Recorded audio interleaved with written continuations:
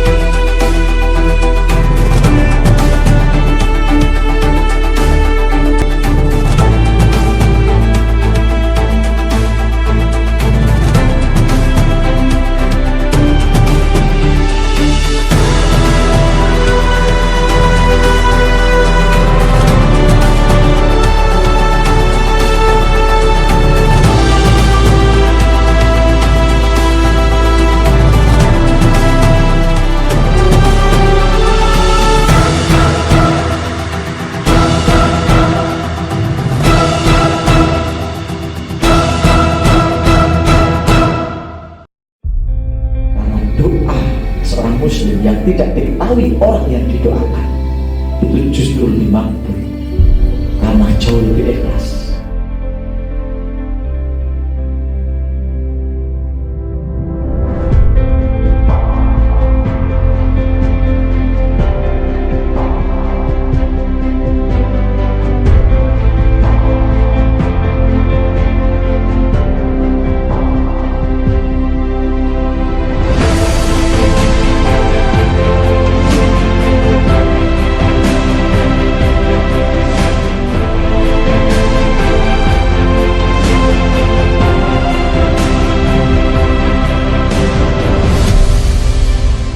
Semoga perusahaan ini tambah besar, perusahaan ini tambah makmur, Anda semua juga tambah makmur, rezekinya naik, gajinya naik, bonusnya naik, hutangnya lunas.